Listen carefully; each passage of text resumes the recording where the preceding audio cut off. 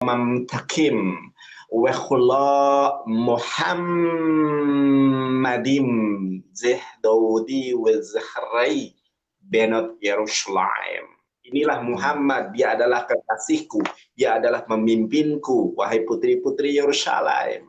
Dan Rasulullah SAW pernah mengatakan, Anna syaidul anbiya wal mursalin. Aku ini adalah kuriosnya, aku ini adalah pemimpinnya para nabi dan pemimpinnya para rasul. Kemudian di dalam kitab Ulangan 18 ayat ke-18, masih banyak lagi tentang Bukit Sela, tentang peristiwa apa namanya itu peperangan di dalam perang Badar ketika keturunan Kedar itu memenangkan pertempuran, ada di situ ketika Tuhan menampakkan kebesarannya, itu ada di situ. Iya, sekarang siapa orang Kristen atau siapa seorang pendeta yang abang kenal yang mempercayai tentang nubuat Nabi Muhammad yang tertulis di Alkitab? Siapa? Pendeta Christopher Kainama, Agustan, Filipus Christian, pendeta itu ya. Kemudian Yahya Waloni, pendeta juga. Kalau orang, dengarkan saya dulu. Kalau pendeta kemudian sudah mengenali bahasa Ibrani dan ada tertulis nama Nabi Muhammad, dia nggak Kristen lagi, saudara. Dia akan diperbarui Tuhan, ditangkap Tuhan, dijamah Tuhan. Tidak akan di dalam kekristenan lagi, dia akan menjadi seorang Muslim. Itu kalau kita melihat flashback ke 1500 tahun yang lalu, ketika Nabi Muhammad SAW berusia 12 tahun, dibawa oleh pamannya Abu Thalib, dibawa ke Syam, ya, ke Syam itu bertemu dengan seorang pendeta Buhaira. Pendeta Buhaira mengatakan, inilah Nabi yang dijanjikan oleh Yesus, oleh Musa. Itu ada. Kemudian Warokah bin Naufal, pendeta yang pintar bahasa Ibrani, pun mengatakan Muhammad ini adalah Nabi yang dijanjikan. Gitu, saudara. Kalau pendetanya yang cuma bahasa Indonesia terjemahan, ya nggak mungkin menerima kebenaran firman Tuhan. Orang bahasa asli perjanjian lama, bahasa Ibrani. Contoh, Muhammad diartikan sebagai sesuatu yang menarik. Padahal itu terjemahan. Proper name jadi kata sifat. Makanya akhirnya tidak dipahami. Gitu loh. Paham nggak? Oke. Udah ada lagi? Pernah nggak Nabi Muhammad membangkitkan orang mati? Aduh, kamu pertanyaannya sangat gak berbobot ya. Sekarang saya mau bertanya. Sekarang saya mau bertanya. Ya. Yang membangkitkan orang mati, apakah cuma Yesus saja? Tidak. Nah, sekarang aku mau tanya, Yesus membangkitkan orang mati atas kehendaknya, kekuatannya sendiri, atau kekuatan dari Allah? Atas nama Bapaknya. Nah, itu kamu tahu. Sekarang Musa membelah lautan karena kekuatan Musa sendiri? Tidak. Jadi kehebatan Yesus itu adalah kehebatan yang diberikan Allah. Sekarang aku mau nanya ke kamu, baca Yohanes 17 ayat ke Yohanes 7 ayat ke-18 itu ya. Yohanes 7. Kita dengarkan saya dulu. Macam mana pula kau ini? Aku jelaskan kau tak dengar pula kau ini.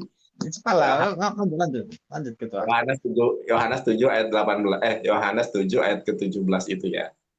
Kekuatan apa yang Yesus menyembuhkan orang sakit, menghidupkan orang mati, itu bukan kekuatan Yesus, tapi kekuatan yang diberikan Tuhan. Bahkan kamu harus tahu bahwa Yesus diberikan kekuatan oleh malaikat. Pulang. Lanjut. Oke, Yesus itu diberikan kekuatan oleh malaikat. Itu. Enggak, Yesus itu diberi kekuatan itu oleh Allah sendiri. Kamu mau tahu ayatnya? Ya, mau tahu kamu ayatnya? Kamu berasumsi, saya berdalil. Ya, tunjukkan nih saya ayatnya ya. Ya. Nah, saya bacakan nih ayatnya. Kamu tuh gimana? Kau macam mana pula? Kau Kristen tak kuasai Alkitab ini.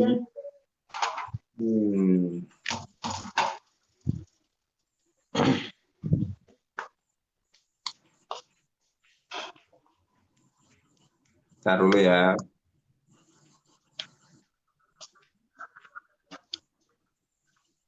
Nah, Apa?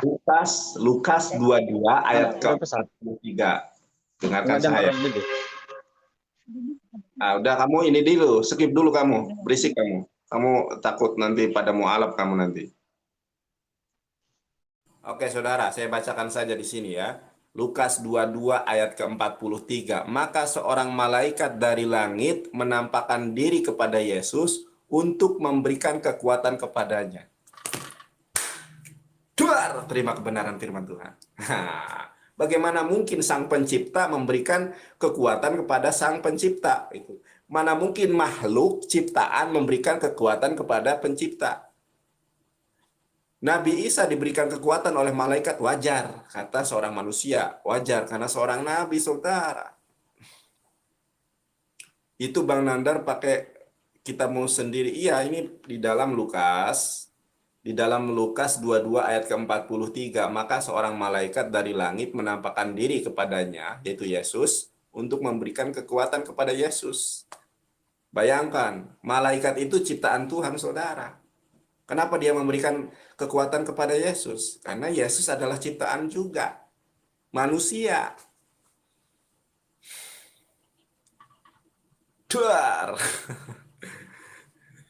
Siapa ini seger? Aduh, nggak apa-apa seger. Coba, aku pengen tahu seger.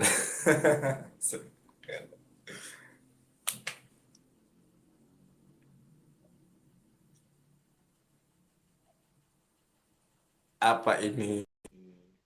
Sorry ya teman-teman yang nggak saya. Sehat kan? Apa kabar Nandar? Sehat. Sehat senantiasa diberkati di dalam penyertaan Tuhannya Yesus. Oke. Gimana ceritanya kamu itu? Kalau aku bisa menunjukkan kepada kamu dalam bahasa Ibraninya. Oh, jangan bahasa Ibrani, bahasa Indonesia aja di kitab di kitab apanya? Aduh, kamu itu terjemahan. Apa dia? Di kitab apa dia? Di kitab apa? Di Lukas apakah? Di manakah? Coba berikan. Pak.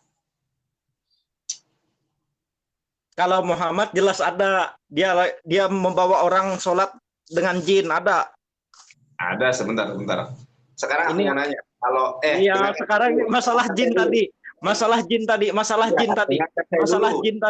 yang ada di Alkitab, di kitab, diisi kitab Lukas kah, Yohanes kah, berapa? Biar aku bawa, biar ku cari di sini. Oke, sekarang saya mau nanya ke kamu. Jangan tanya lagi, aku kejar yang tadi, masalah jin tadi. Ya, yang ada di Alkitab tadi. Saya mau jawab. Kalau ada jin di dalam Alkitab kamu mau menerima kebenaran atau tidak? Iya, makanya aku coba dulu. Janji dulu. Nih dilihat oleh 197 orang. Kalau ada jin di dalam kitab sucimu, apakah kamu mau mengakui kebenaran firman Tuhan Al-Quranul Karim? Oh, jangan dulu. Jangan dulu. Loh, berarti jangan dulu. Kamu ngejebak ngomongnya. Kamu ngejebak. Aku tahu. Berarti kamu sudah akui sendiri bahwa di dalam kitabmu itu ada jinnya. Belum tentu. Belum tentu. Kalau di kitabmu jelas ada jin. Muhammad membawa orang salat dengan saya, ya. Nah, kena di sini. Jangan nangis kau. Ya Allah, ini bocah udah. Kamu tuh udah. Coba kau dengarkan saya dulu. Sekarang kamu buka sendiri Imamat 17 ayat 7. Silakan kamu baca. Awas kamu. Imamat 17 ayat 7. Baca. Imamat 17 ayat 7. Aku kitabnya kecil. Ya, bodoh amat. Kamu cari. Jangan kejang-kejang kau di sini. Jangan kejang-kejang. Apa? Yang kejang-kejang siapa? Aku udah buktikan kok di dalam kitabmu atau ada jinnya. Coba Imamat 17 ayat 7. Baca sama kamu. Dulu. Kena kamu. Kena apa? Bukan belum ku cari. Gambar kamu di HP ku nggak ada loh mukamu. Kalau ada jangan nangis ya. Tuh ada yang ngomong. Siapa yang nangis? Kau yang nangis. Kemarin aja nangis. Foto kau ada. Screenshot. Kamu cari aja dulu. Jangan nangis dulu ya. Siapa yang nangis? Ini cari imamatnya. Yang namanya jin itu bukan hanya ada di Al-Quran, di kitab pun juga ada. Imamat 17 ayat 7. Baca yang kenceng. Tapi isi bunyinya dulu. Ntar dulu. Aduh, jangan nangis. Cep cep cep cep cep cep cep cep Itu cep. perjanjian baru apa perjanjian lama? Ya, kamu nggak ngerti imamat itu perjanjian lama atau perjanjian baru. Ya Allah, kamu Kristen apa sih? Kristal kamu pasti ya. Enggak, di kitabku ini enggak ada imamatnya. Adanya Yohanes, Kisah Para Rasul. Itu perjanjian baru, Ngu. Kamu kok dungu banget sih, heran aku. Enggak ada di sini, enggak ada. Coba kamu bacakan sampai habis ayatnya, coba. Dengar Aku dengar. kamu Sambil aku cari ini, sambil aku cari Nanda. Jangan kau sedih, sambil aku cari, jangan nangis kau ya. Ini aku punya ini. Lihat nih kau. Ini juga aku punya nih. Sebentar, aku balikan kameranya. Nar, gambar kau di sini nggak ada, Nar. Beneran tuh. Kabur lu. Siapa yang kabur? Aku nggak ada kabur. Aduh. Imamat itu ya, aku kasih tahu kamu ya, di dalam perjanjian lama itu ada 5 kitab Musa. Salah satunya Sefer Bereshit. Berarti kamu bilang perjanjian lama. Nah, ketahuan bohong Nandar di sini. Imamat di perjanjian lama mau bilang. Nah, kena kan kamu.